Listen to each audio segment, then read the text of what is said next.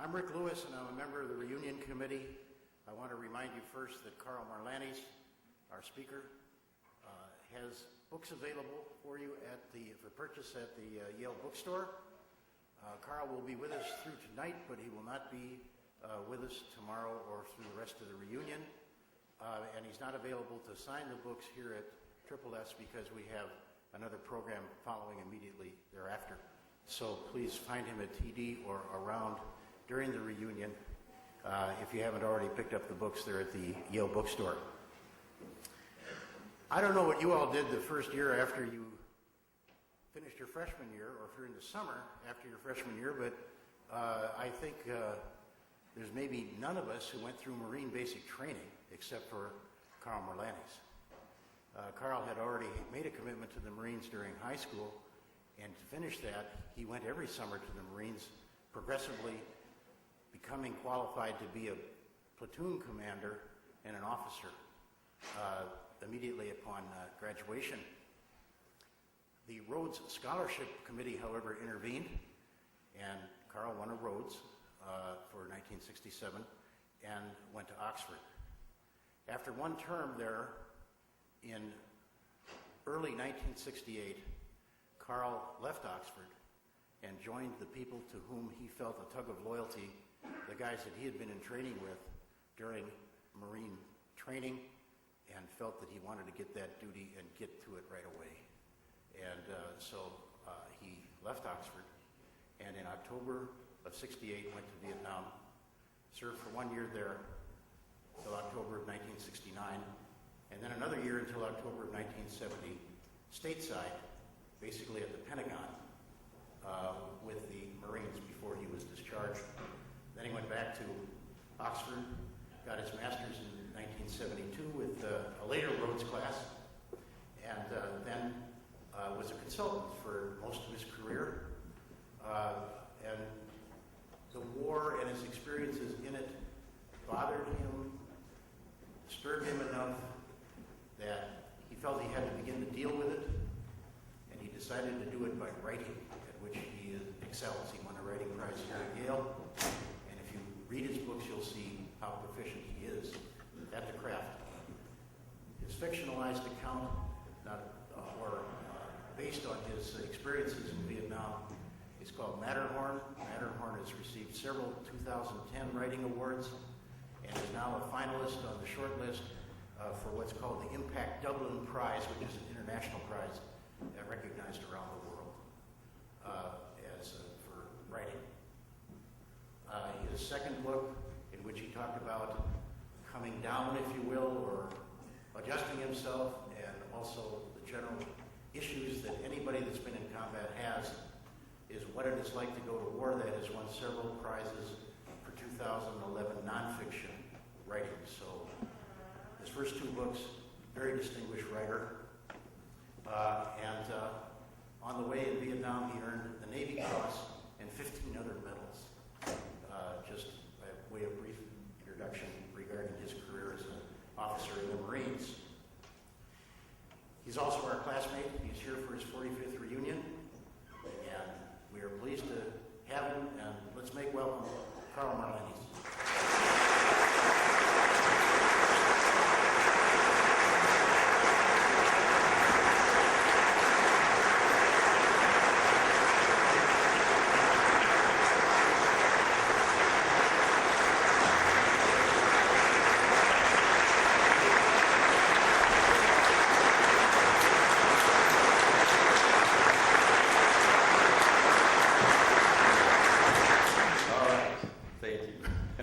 I was just going to say they took away 5 minutes of your time. That's right. No, I was doing this out loud last night. It took 50 minutes, but I'm nervous, so it should be a little bit faster.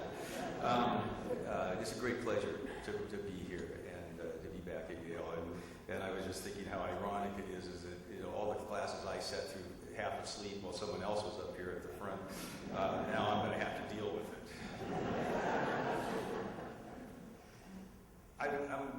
I'm going to talk about Vietnam. It's an experience that we've all gone through, our generation.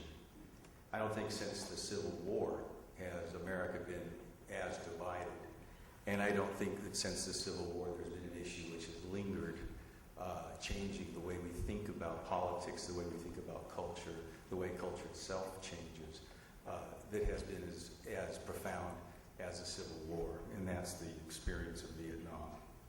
It's like, to me, it's like the elephant in the room. It's like the family that has the alcoholic father. They'll talk about everything except dad's drinking. And for years, decades, we didn't really talk about it very much at all. I had close friends that, Barry and I coached soccer together. Our kids went to school together. We had dinners together. We knew each other about 12 years. And our wives were talking, and they found out that we were both Marines in Vietnam.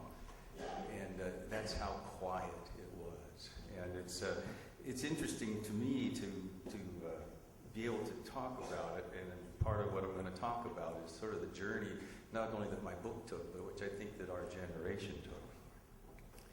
And it's kind of ironic because I'm going to start with a quote by Carl Jung, the psychologist. He says that what is relegated to the unconscious will be worked out in reality time and time again.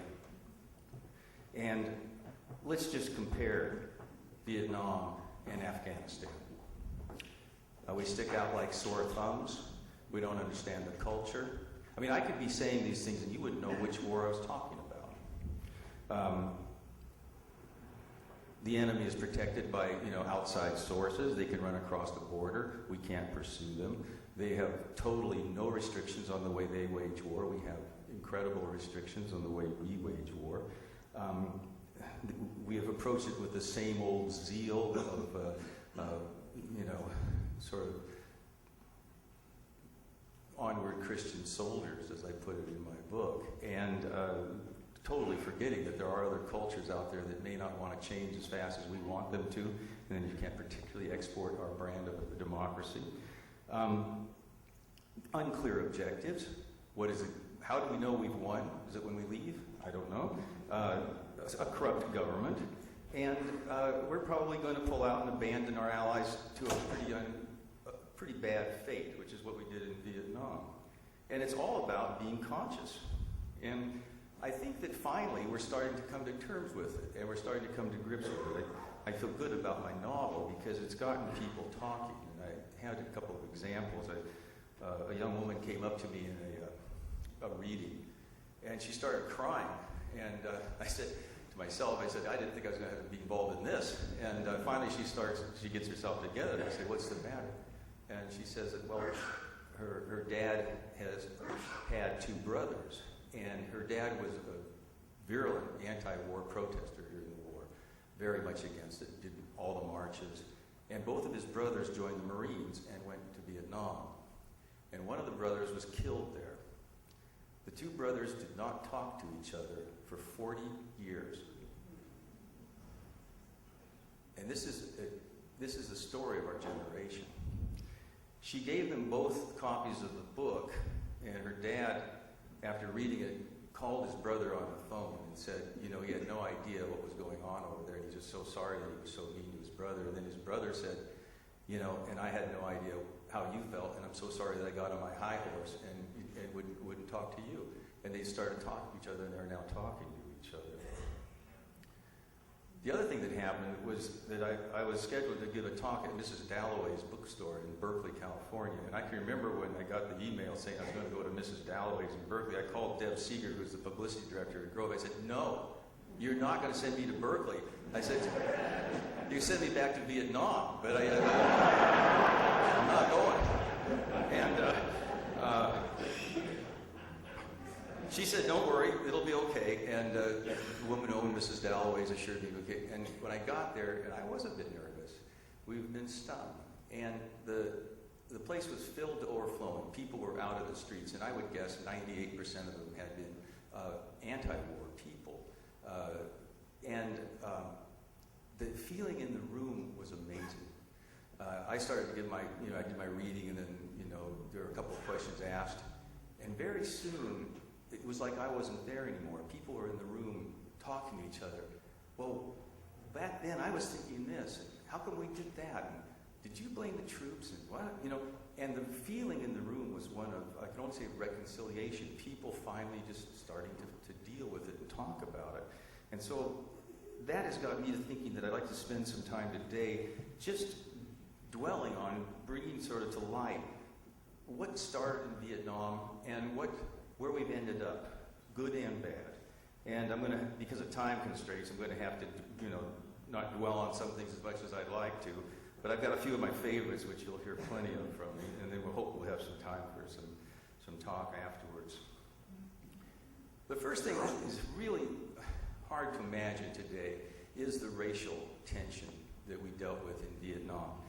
Our generation did pretty good on the isms. I mean, I think we can pat our backs on the isms. Racism, sexism, ageism. I think that we did pretty darn good there. And Vietnam was one of the tough spots where the first ism, racism, really got dealt with. I'll self-flagellate later on some of the other things we didn't do so well in. But integration happened in the military. I mean, the schools got most of the publicity because that's where the reporters were. But where the rubber hit the road, the very definition of racial tension is you have a bunch of 19-year-olds who are armed with automatic weapons, hand grenades, and they are really, really angry because the African-American kids were really, really angry and they had every right to be. That is racial tension, and that got dealt with in the military in Vietnam, and it got dealt with by the individual people because that was where the races who had never even intermingled got to learn to trust each other. It's like this guy that's a different color from me, if he says he's going to be there on the left at 4 in the morning and he is, I'll be darned, and if he can shoot a machine gun the same way I can, wow, and believe me, that's where we learned to trust each other and where we overcame fear. There was enormous fear of the other races. And out in the bush, we learned that we were all sort of like, the joke was that there's no black and white, we're all green out here. But as soon as we'd go back to a rear area, the fear would come back and groups would split up. And I deal with that in my novel. It was a terrible time, but we worked through it. And today, I talk to guys in the military today, and they're surprised. You had racial tension in the Marine Corps, I mean, they're surprised. And I'm going to get into a little bit about later about how the military is organized today. The other thing that is interesting to me is protesting. Protesting's been a sort of an honored tradition in America, and it's a legitimate activity, and it's one that I think that the reason that people fight is so that we can maintain that privilege and that freedom to do it here. And obviously there was some illegitimate protesting, which is that they blame the kids for the foreign policy. And I think that we've all come to terms with that. I don't think that happens anymore. I think that the Vietnam generation pretty well put that out in front, and it doesn't happen. But today, it's almost the opposite of protesting. It's there's a beer commercial showing people clapping at airports. It's almost an indifference that we have. And I think that that's a major shift in our culture, and I think it has a lot to do with the all-volunteer military, which I'm going to get into. But this country seems to think that we're not at war. And there's reasons why we seem to think this way. But we all pay the taxes. And we work in the businesses that make the weapons. And we finance the factories because we work in the financial field. And we're teachers, and we teach the scientists that learn how to do it. And there's this long, interconnected chain of people working together and doing things. And what the veteran has done is he's the one that pulled the trigger at the end of that whole chain. And as long as we are unconsciously thinking that, guys that go over there and fight the war are the ones that are fighting the war, no, I think that we have to cop to the idea that we are all fighting the war. We are all participating. We just happen to be lucky enough not to be the ones at the very end of the chain where the bullet gets fired. And I think that that's something that we need to get more aware of in this culture, and there's ways that I'm going to talk about where I think we can. Another major change that started, and it wasn't indeed started in the military, but it reflects the society we were in, is drugs. And it's very simple. I mean, drug use in the military is way easier. I mean, you can hide it. You know, it's real light. I mean, there's no grunt in the world who wants to pack, you know, a six-pack of beer on his back. I mean, but, you know, a couple joints, none, I can handle that. Again, though, it was very self-disciplined out in the bush. There's a lot of mythology around, you know, guys being crazy on marijuana out there shooting. I'm sure it happened, but basically, it certainly didn't happen in any of the units I was involved with because, I mean, I remember one night, a new kid showed up, and that night I heard a thump and a bump down in the, you know, below my fighting hole, and I went down to check it out, and oh no, everything's fine, Lieutenant, no problem. And the next morning, there's this new kid with a tooth missing and a black eye, and I brought the squad leader over, 19-year-old squad leader. What happened? He said, oh, he lit up a joint. We took care of it. And that's the way it was with drugs. As soon as you went back again, just like with the racism, as soon as you went back to the rear, we went back into our culture. And then the drug use was, of course, rampant. And there were juicers on this side and what do they call them, stoners on that side. Where has it evolved today? It's gone in a very odd direction today in the military. 1 out of 3 are on prescription drugs. 1 out of 3. Prescription drug use has tripled in the past 5 years in the military. Now, I think that that's a function of what is basically a conflict of interest that is not the fault of the Army Medical or the Navy Medical Corps. Their job is to get people back in action. That's what they are there for. But at the same time, it goes against a sort of a more humanitarian thing, is that how do you get this guy back in action when he really, you know, should be undergoing some psychotherapy? Well, you give him some drugs. And the other problem is that the amphetamine use has doubled between 2006 and 2009. I've talked to guys, what is that? Well, you have to have a downer when you go to sleep because you only get to 3 or 4 hours, and then you have to have an upper when you get up because you have to go out on patrol. And we have an Army and a Marine Corps that is using drugs at a rate that was never conceived of in Vietnam. And what that's going to do for people with post-traumatic stress disorder, which is an alteration of brain neural pathways, and what it's going to do for people with traumatic brain injury, which is an alteration of brain neural pathways, I don't know. And I don't know if people are doing any real studies of it. Communications technology has been a major change. And it's, again, something that we, as a culture, haven't caught up with. Vietnam was the first place where political figures, Lyndon Johnson, Robert McNamara, could be intimately involved in tactical situations. Franklin Delano Roosevelt and Stimson were not involved in tactical stuff. By the time of Vietnam came around, they were selecting bomb targets from the White House. That's a major change. There's also the change of colonels flying around in helicopters telling 22-year-old lieutenants what to do. When the lieutenant's on the ground, he knows perfectly well what's happening, but that's another outgrowth of this. But there's been another significant change, and I deal with this in a chapter in my second book. I call it the Temple of Mars. We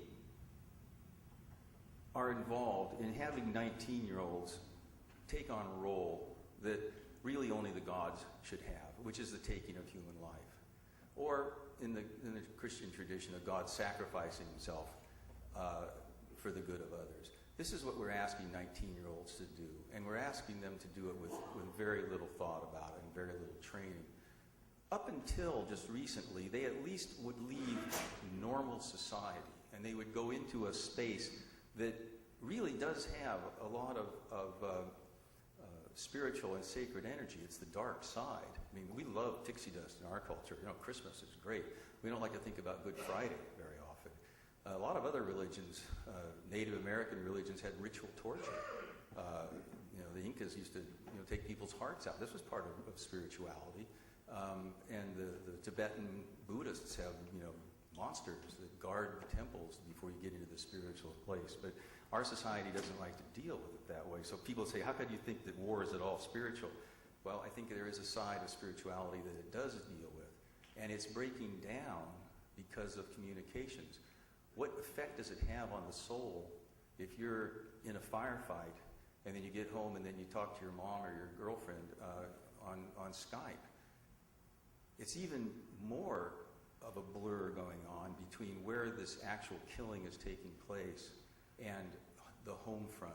We've got people in Nevada in the Air Force who wake up in the morning at home, a suburban house, kiss the wife and kids goodbye, drive off to the Nellis Air Force Base, and operate drones in Afghanistan where they kill 2 or 3 people, which is their job, and that's what we want them to be doing if we are in agreement with what they should be doing.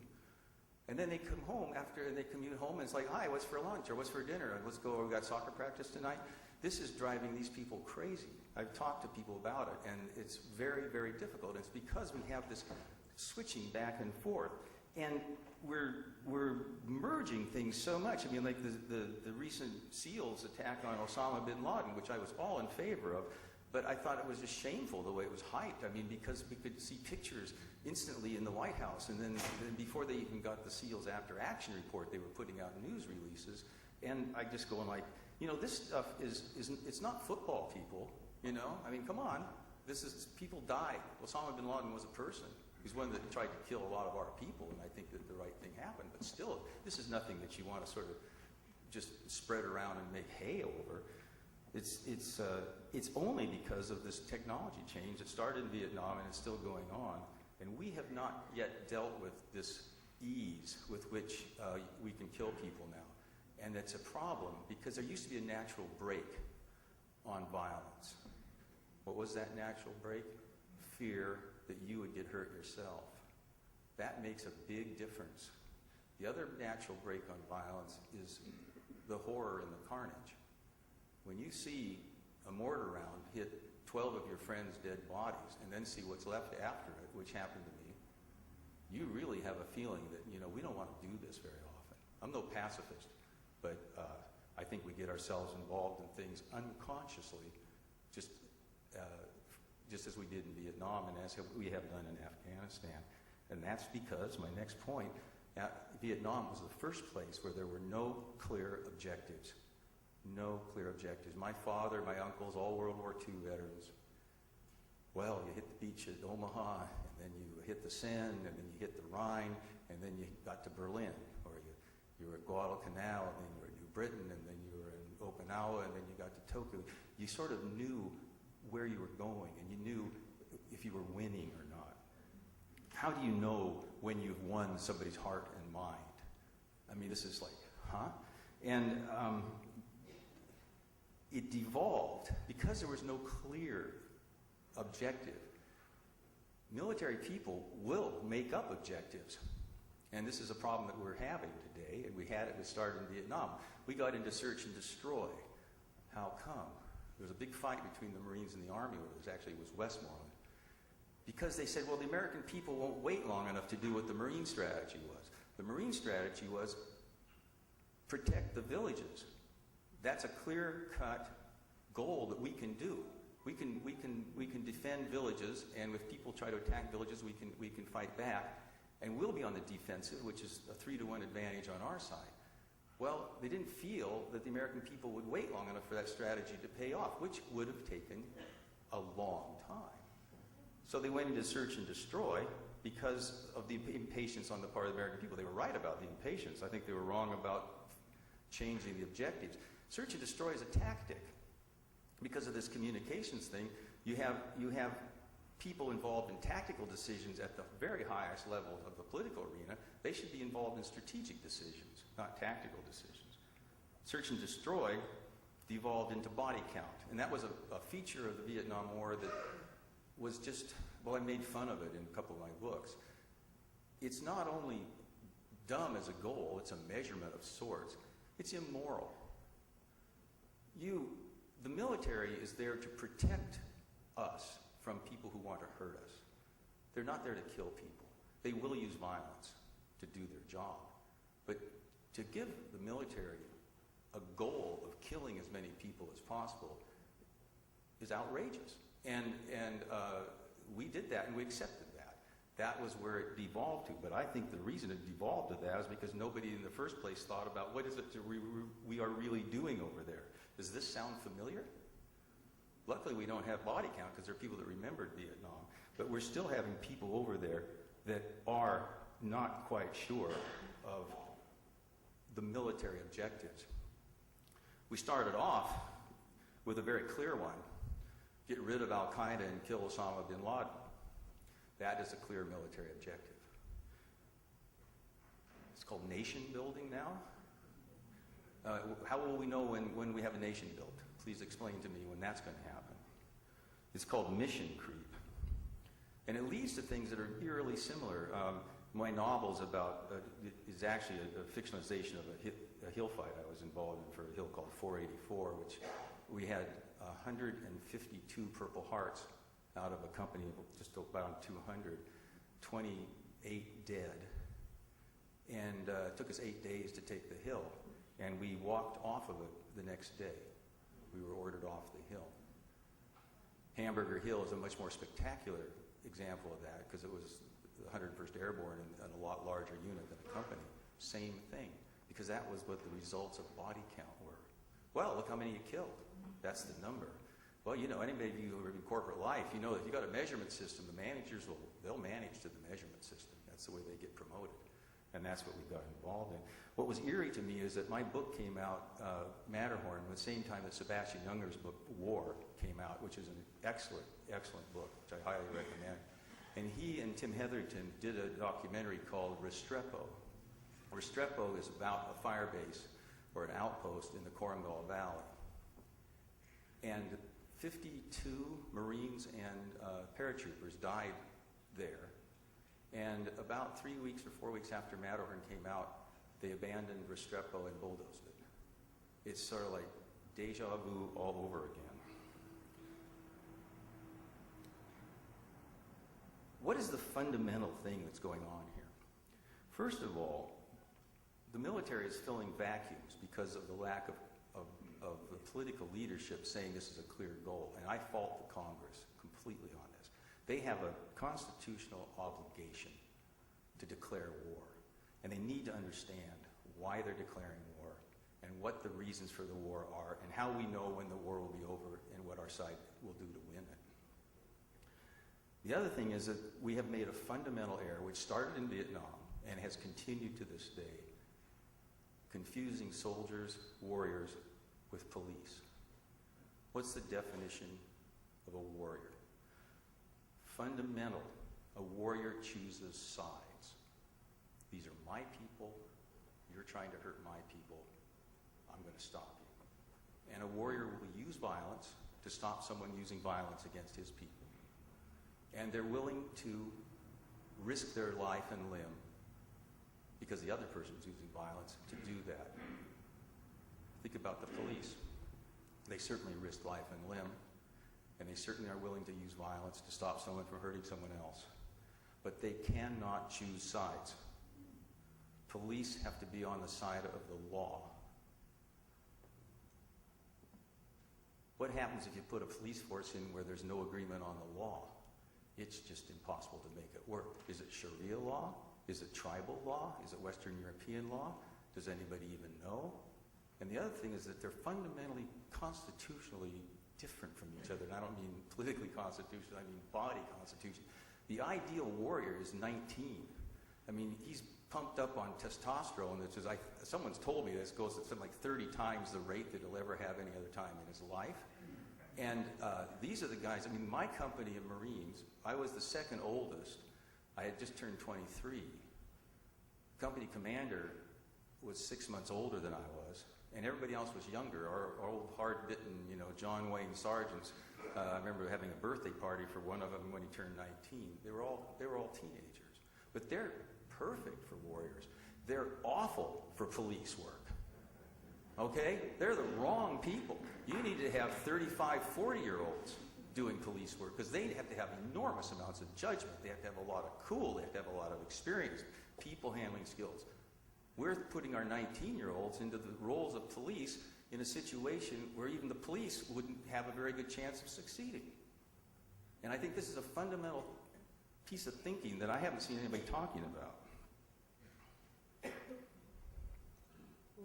And one final thing. If you're going to send the police force in, if you got trouble in one of the bad neighborhoods in the city, you don't send the police force in and say, okay, we're going to shoot it up here and we're going to get rid of the bad guys, and then we're going back to the 4th precinct and have a beer. The police stay forever. The police stay forever. That's part of society. Are we willing to send police forever to some place, halfway around the world? Well, if we are, then we better have our eyes open that it's going to be 50 years before we can finally get pulled out of this. And if we're not willing, we need to know ahead of time, is this a military objective or is this a police objective? And then which of these do we want to pursue as a policy? And again, nobody debates that. I've never seen it debated in Congress. A prime example of this vacuum is everybody's talking about this counterinsurgency manual that David Petraeus worked on. It was a joint effort between the Army and the Marines. And it's a fabulous piece of work. It's a fabulous piece of tactics. And that has become our strategy. I mean, who decided we wanted to fight a counterinsurgency war? Especially when the counterinsurgency war is against a government that we put in place. Where did that thinking come from? That thinking didn't get done. I can quote Sun Tzu, who wrote The Art of War about, 1,500 years ago. Some things just don't change. Strategy without tactics is a slow road to victory. But tactics without strategy is the noise before defeat.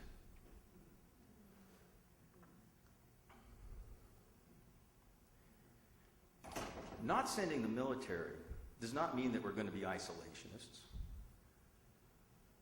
South Africa was a classic example of how to get something done, in my opinion, the right way if you don't need to send in the military.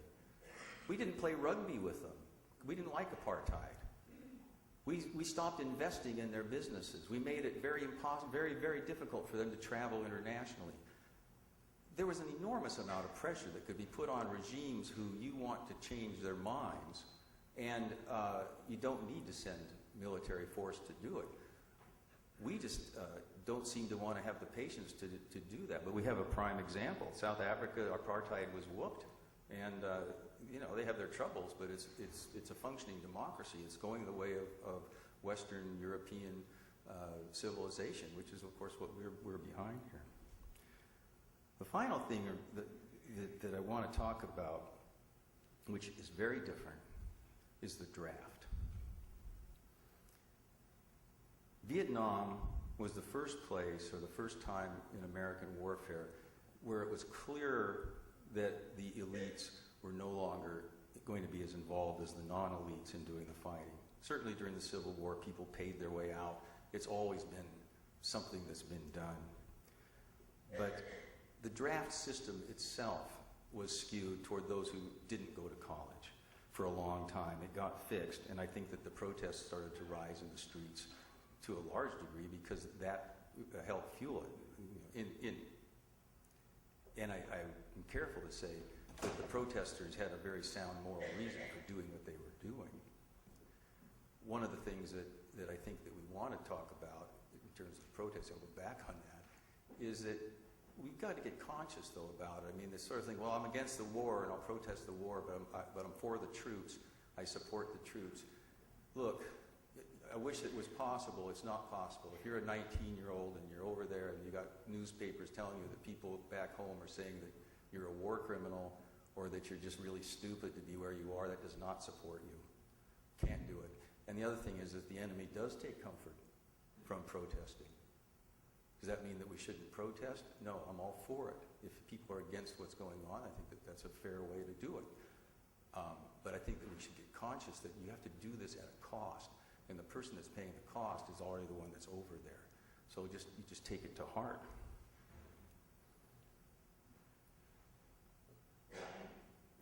The unfairness that happened in the draft, and the fact that the draft was for a very unpopular war, led to things like ROTC being kicked off the campuses of most of the elite universities in this country, and to the establishment of what's called the all-volunteer military. I actually would like to see it called the all-recruited military, because it's not exactly like people are volunteering. They're getting offered good pay, benefits, and they're offered college educations. That's a lot of reason why people join. I think that we should have a little fairness in advertising going on. It's like, no, you're joining to kill people for your country. That's what you're joining for. We'll give you these other things on the side. But there were some unforeseen consequences. One of them is that we still have a draft, which people don't really think about. It's in the clause of all these people that signed up for the volunteer military. And that clause says that if the nation is at war, we don't have to let you go. I was in Fayetteville, North Carolina, which is just outside of Fort Bragg. And again, I get to these situations. This young woman comes up and she's got a baby in her arms this way. She's like about 3 years out of high school and she's hauling a toddler like this, and her husband's standing next to her. He's in his fatigues, straight and tall. And she starts crying. Tears coming out of her eyes. And I finally go, well, what's the matter? And she points to her husband and she says, well, he's shipping out again the day after tomorrow. I turned to this young man and I said, wow, your second tour? No, sir, my 7th. I mean, is this a republic? No, it's not. It's going the wrong way. We ought to be ashamed of ourselves that some little family like that has to put up with 7 tours of combat duty. The odds of it surviving are very small. Do you remember back when we were kids and we used to read about the Revolutionary War and how the Brits didn't have the balls to do their own fighting? They hired the Hessians. Remember that? Does that sound familiar? It's coming back. It comes back if you're not conscious of it. It works out in reality. We've got Blackwater. More than half of the people that we've sent to Afghanistan and Iraq are civilian contractors. These people have no obligation to report what they do, whether they have casualties, what their plans are. We have very little control over them other than we'll stop paying you, which isn't enough, not in warfare. Plus the other thing is that a half of our contractors, less than half of our contractors, are Americans. We have outsourced war. Not, to my opinion, something that's really good. When we abandon our physical and our moral responsibilities to serve in the Republic without understanding and sacrificing and suffering those personal sacrifices that are the consequences of war, war is too easy. And we're in danger of that.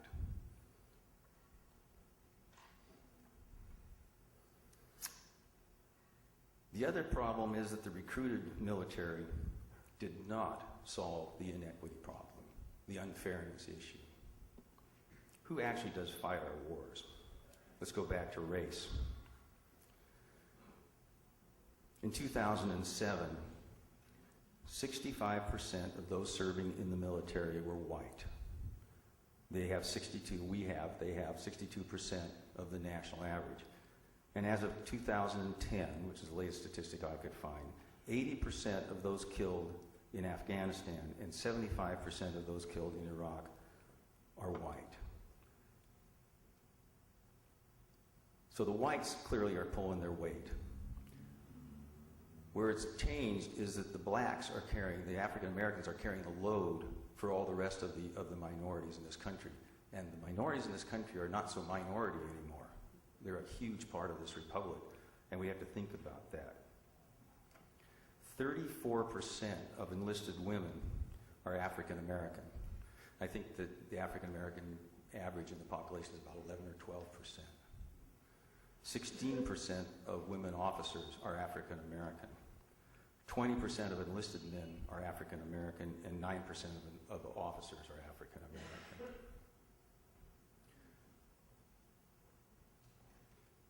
Age. They're still very young. Now, there's a reason for that. As I said, if I'm going to go to war, I want the 19-year-olds. They're the ones that you want. Can you imagine some 35-year-olds? Okay, we're going to take this hill. Lieutenant, wait a second. Let's think about this. What's the Air Force doing? Why aren't they here? We could bomb them. They just, the 19s, yeah, okay, let's do it. That's who you want. And it's still that way. And it's all right. It's just that we have to understand that's who's serving. 60% of Marines are 24 and younger, with only 15% over the age of 35. The most technical of the services, the Air Force, is at the opposite end of the spectrum, but still 35% of the Air Force is 24 and under, and 30% is over 35. 47% of the Marines killed in Afghanistan were 21 and under. Now, we get to class and geography. And class and geography are related, and that's why I put them together. And that's where it gets really unfair and where this republic needs to do some serious thinking. The South provides 43% of the military. That's Texas through, Mississippi, Alabama, hit the coast and take in the Carolinas. 43%. Rural takes a huge disproportionate share of the military. About half of 1% of this country are in the armed services. Montana, Idaho, and Nevada all contribute greater than 6% of their populations, which is 12 times the national average. Oregon, Wyoming, Arizona, New Mexico, Texas, Florida, and Arkansas contribute more than 4 times, which is 8 times the national average.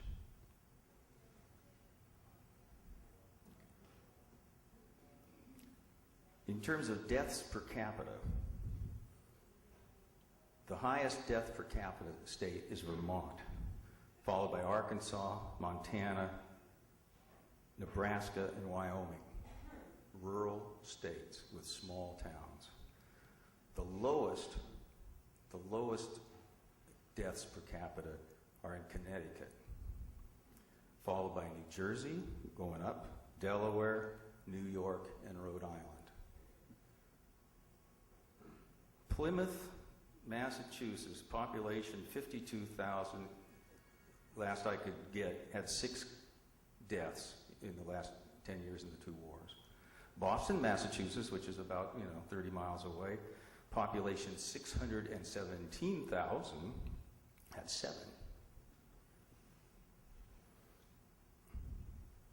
Poor kids are dying way faster in combat than rich kids.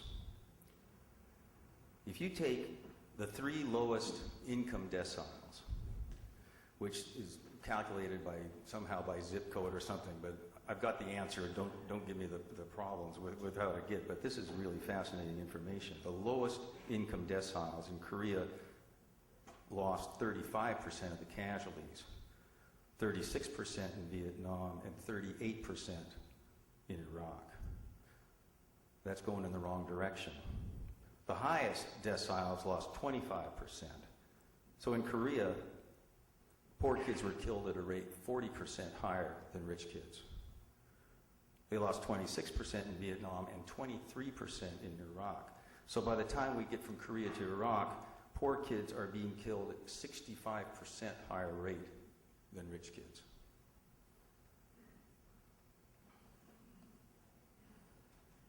The Princeton class of 1956, 50% out of 900 went into military service.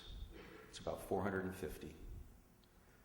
The class of 2004, which was 1,100 kids, 9 went. 80% of that class went to Wall Street, where they served their country, as we know.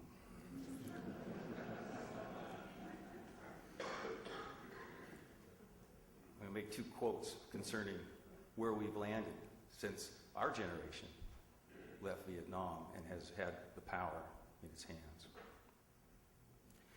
George Washington said, "It may be laid down as a primary position and the basis of our system that every citizen who enjoys the protection of a free government owes not only a portion of his property, but even of his personal service to the defense of it."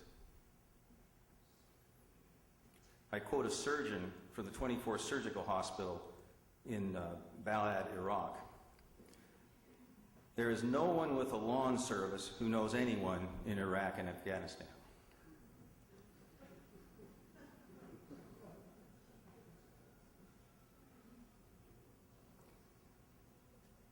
it's our generation that has gotten us into a position where we say the entire country is at war, but you can actually pay a little extra money and go to a shorter line at the airport and not have to pay the sacrifice that much for the war effort. Would that have happened in World War II? I really doubt it.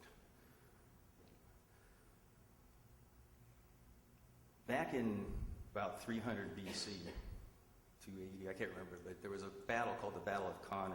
And the Battle of Kani was where the Carthaginians just handed the Romans their rear end. I mean, we think battle is horrible today. There were 2 square kilometers of ground that was so slippery with blood no one could stand up.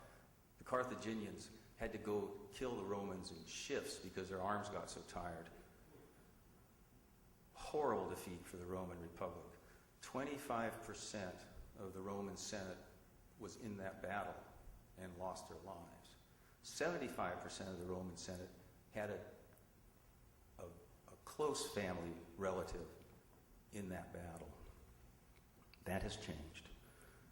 And I'm not saying that, we want to have our senators over there pulling triggers on M4s. But it's you know where I'm heading with this. But what happened is that the Roman Senate decided to punish the survivors. Because after all, they must have been cowards. Actually, what happened is they just didn't happen to get caught surrounded by the Carthaginians. And they banished them from entering Roman towns. So they were kept in the army, and they were put into encampments on the edges of the city and not allowed to go into the city. They were isolated from the Roman population. There was a man from the family of Scipio who was a very, very wealthy man who happened to be in the Battle of Kani and was an officer who began to take care of these soldiers, and they were called the ghosts of Kani. And he started to look after their family matters. He helped them pay. He got them food. And pretty soon, loyalty began to shift from the Republic to the leader. And he used this cadre of Kani veterans to invade Carthage and won, and he became known as Scipio Africanus. But that was the beginning of something that 300 years later would have been unheard of at the time, which is that a Roman army invaded Rome under Julius Caesar. Now, I'm a novelist. I look a long way ahead. There's no danger of that happening today. But the direction is bad. And a lot of people have lived in countries where they said, this can't happen to us. I mean, Pinochet, the military said, we're doing it for the good of the country. German General Staff did it with Hitler for the good of the country. It can happen. Right now, we're blessed with a military that doesn't think this way. But these kids are getting resentful. I mean, I can't tell you how often I hear one of them, those fat fuckers, they're soft, they don't ever help us. Who are they? You know who they're talking about? My kids. And I think that this resentment is going to build unless we start to do something about it. Also, the isolation just happens to work the other way, which is the military families are getting isolated. I know one family who sent 4 generations to the same service academy, and they've all served full military careers. And when one of them came to retirement age and was going to go off into the civilian world, the wife was terrified. She said, "I never lived outside." Outside, interesting perspective. The separation of military and civilian life is unhealthy. So there's some policy changes that I'd like to see debated. The first one is I don't think we should ever go to war again without having a tax surcharge to pay for it. I mean, why should...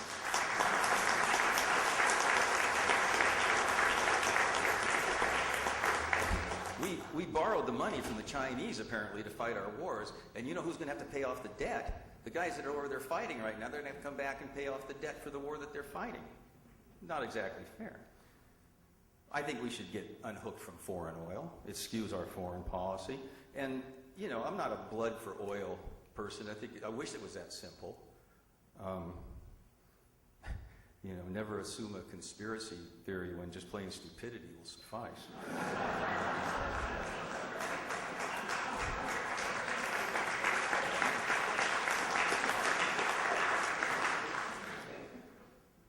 corporations in this country spend less than 1% of their foundation money on veterans.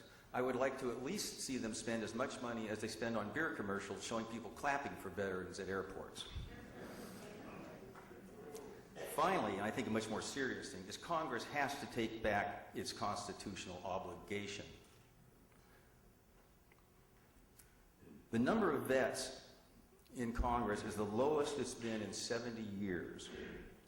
As late as 1990, half of Congress had done military service. It's less than 20% today.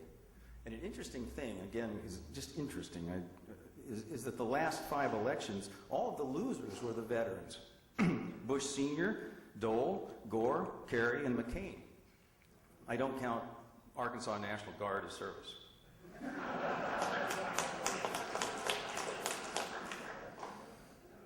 Why is this important? It's not important because somehow they've proven themselves. No, it's not that. I mean, there's no need for that at all. What's important about this is that it's such an important part of our culture, the fact that we go to war and we still do this, and we're going to do this for a long time. I'm sorry to say I'm a bit pessimistic about it. The most important thing, which I never see discussed in all these articles and stuff about how, well, the back channels, the admirals can talk to the congressman, and then the power shifts, and is they don't trust each other. It's just that simple. I mean, guys who are in the military go like, you know, never been there, I don't know if I can trust you. And guys who haven't been in the military look at the other side and go, I don't know if I can trust you. How are you going to come up with solid strategy? How are you going to come up with rational, really solidly well thought out agendas if you don't trust if you don't trust each other, and you have to work together because the military are the experts. But what happens is that when the militaries are the experts, then the people in Congress, I think, they start to sort of defer to them. It's like, well, the strategy now is counterinsurgency, but they just deferred to the fact that the Army had to come up with something. They came up with a very good tactic. But you cannot stand up to these generals very easily if you don't know anything about what they do. The Clinton administration had to have special seminars for people to explain to them what divisions and platoons were. They're not going to do well dealing with these rather large, complex moral and financial issues. So we need more people from the elites to get into the military part-time so that when they do get to Congress, they can say bullshit to a general. Just that simple. And I think we need to end this, what I call the Praetorian Guard. The president can order some troops into combat, and then he sort of dares the Congress to say, you know, are you going to be the one that's going to go back to your district and say you didn't vote to give them bullets, beans, and ammunition? That's a very, very difficult piece of political blackmail to overcome. And I think it's because the Congress has just slipped by. They haven't done anything right. What I would like to see is that the president is given certain forces, naval forces that are afloat, designated, fleet marine forces that are there that can be landed. If there's an embassy in trouble and we need to evacuate civilians that are Americans, whatever it is we need to act with, we don't have time for Congress to make a decision about. Rapid Reaction Force, Airborne, Army Airborne, Special Operations Forces, SEALs, Marine Force Reconnaissance, Delta Force, Air Force units that are required to supply these people, to move these people. There can be a designated presidential use military. But after so many days, 30 or 90, I think we need to put them into, all right, I got you. One more minute. The final thing is I'd like to see is I think the only fair way to solve this problem of unfairness is national service.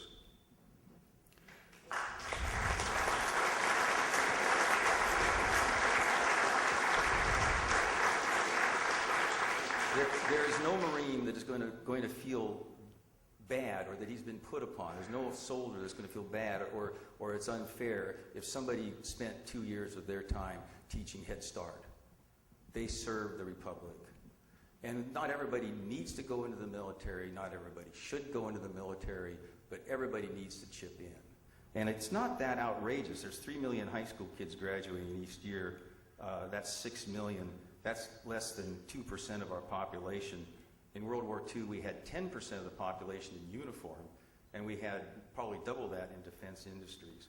This country can't afford national service, and I think we need to debate it.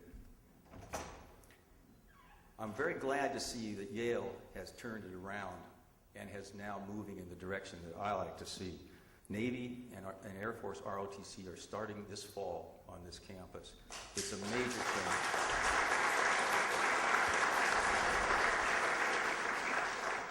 And it's vital.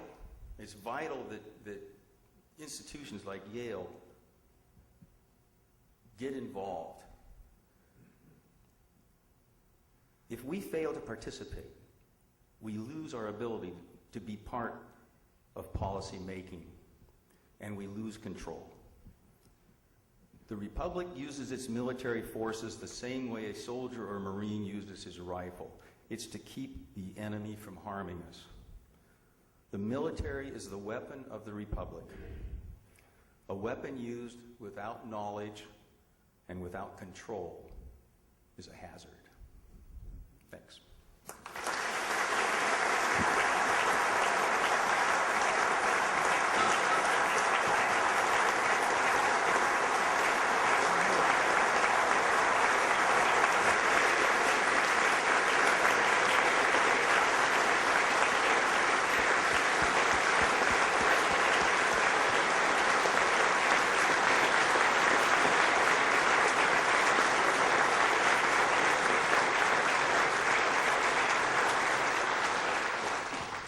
Thank you. Thank you, Carl. Is this working? All right, thank you, Carl, and thank you all. We have two people in the audience with handheld microphones. Questions, comments, please. We have a few minutes. Yes, Dick Beeman. Get him a mic, please. Thank you.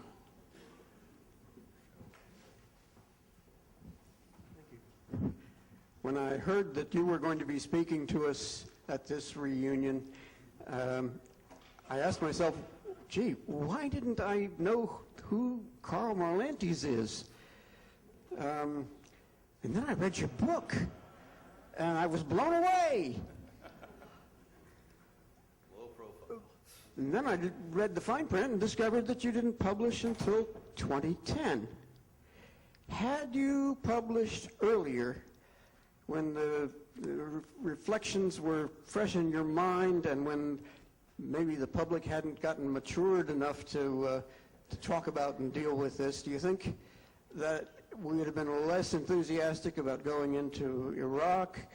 Do you think that it needed that 2 decades of reflection and accommodation to address our subconscious? How do you feel about that?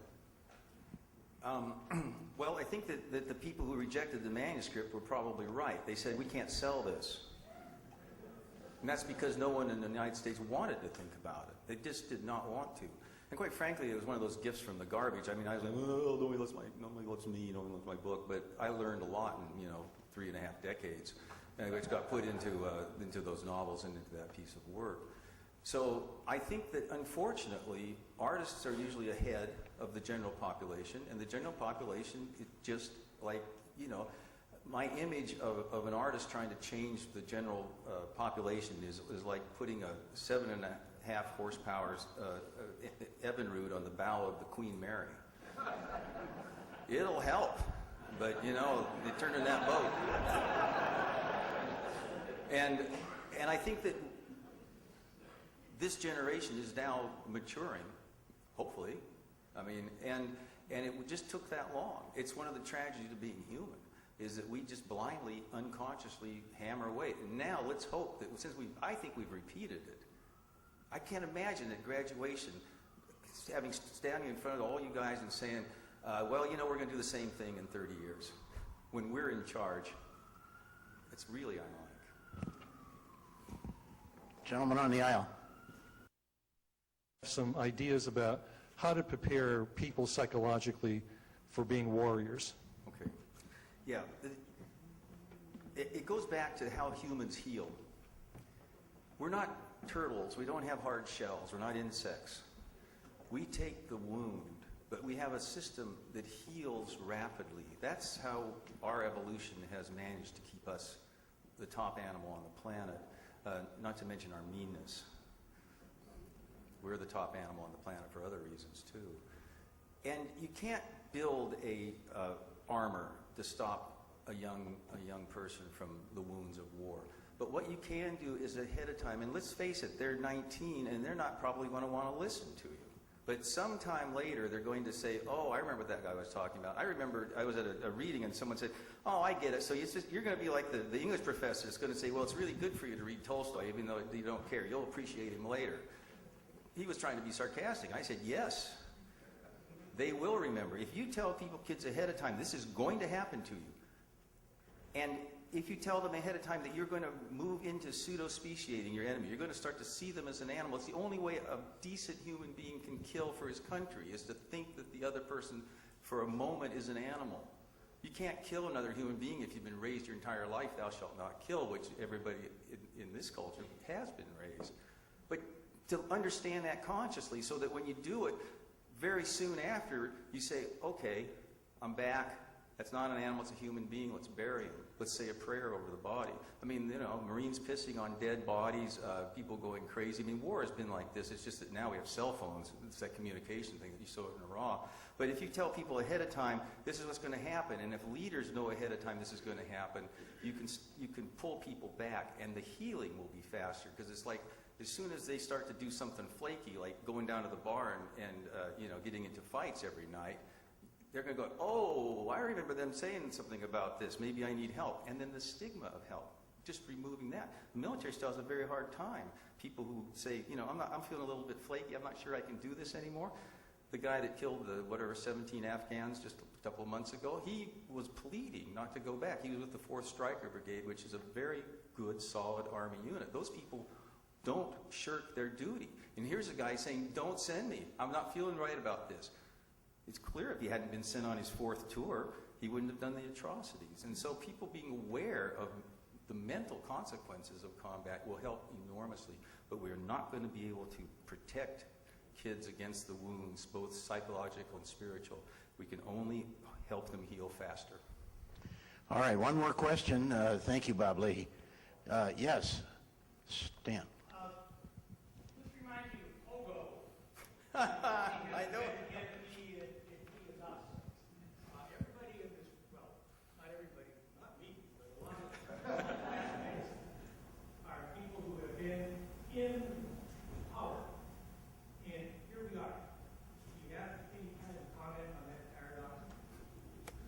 Well, I wish I could come up with something quick. I mean, but it's just what I went back to. Did everybody get Yeah, it? Let's the Stan have a question mic. is- Let's Stan have the mic. One more time, quickly. I said that this talk reminds me of Pogo's comment that we have met the enemy and he is us. There are some very powerful people in this room. And those of our class who aren't here also count among themselves very powerful people. And we have come to this pass. Everybody applauds. We got us here. Why? I think it goes back to the fact that every human being has to repeat the learning of being an individual. And it's very, very hard to just pick it up from the previous generation and start from where they left off. We can do that with technology, but we can't do that with consciousness. And we were very unconscious. We were young, black and white, self-righteous. Well, everybody who's young is black and white and self-righteous. By the time you sort of get to a position of power, you hopefully have lost some of that. But basically, I think that we kind of fell asleep at the switch because of just getting lost in the thousand things. It's that Buddhist sort of approach. It's like sit back and what's really important, what are we doing? And we don't tend in this culture to take any time to really sit back and contemplate what we're really up to. It's all text messaging and cell phones and video. And that is probably, I think, one of the things that has changed in our generation. But I think that the ultimate answer is it just takes a long time to grow up. All right, thank you.